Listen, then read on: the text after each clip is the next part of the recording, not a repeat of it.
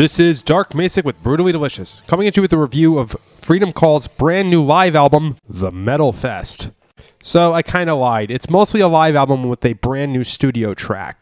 For those who are not familiar with the band, Freedom Call is probably the happiest band in all of metal.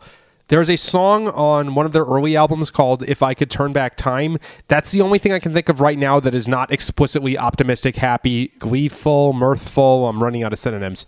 On my old dating profile, I used to refer to power metal as all the energy of Slayer with none of the daddy issues. Basically, Freedom Call encapsulates everything positive about metal. So, going back to when I was like 12 years old, one of the most formative albums of my life was Kiss Alive. And growing up with that one made it really hard to branch out into other live albums because Kiss was just so bombastic, nothing else lived up. This one actually was awesome, though. It made me feel like I was there. I saw Freedom Call back on 70,000 Tons of Metal earlier this year, and I really thought I was reliving it. All of the stage directions, things like jump, jump, jump. I'm sitting here in front of my computer, but it's still making me feel like I'm at a show. The sound quality is really great. Oftentimes, the guitars from live albums sound pretty mushy. Of course, if you haven't noticed before, guitars on studio albums usually don't sound like the band's live sound. And while it might sound great in the concert hall, it's probably not going to sound great when mic'd and mixed. The person doing sound at a concert doesn't have to worry about how it's going to sound on AirPods, for instance. But somehow, this one sounds both like a live show and a lot like Freedom Call's studio stuff. I was very impressed. I was very wary going into this, but I walked out really pleased.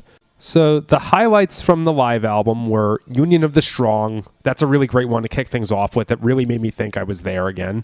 Sail Away was a highlight when I saw them earlier this year. Of course, M.E.T.A.L, M.E.T.A.L, as well as Metal Is For Everyone. Far Away is one I'm not sure I'd heard before, but this makes me want to go back and listen to whatever album that is. But I think the real masterpiece here is the new song, which is ironically the title track, The M.E.T.A.L Fest. So this song does use bagpipes as a melody instrument, but otherwise it's not that different from any other Freedom Call track, except it's better.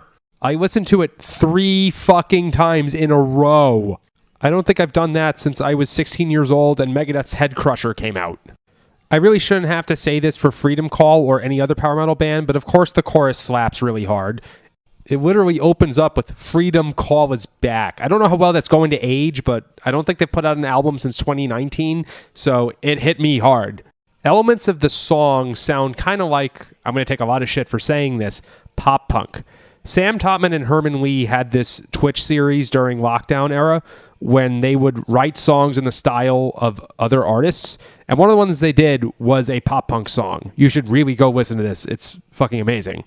I'm not saying that Freedom Call sounds like Green Day, but in terms of how they approach their songwriting, it is just as catchy. They both go for big hooks and big choruses and things that will grab you.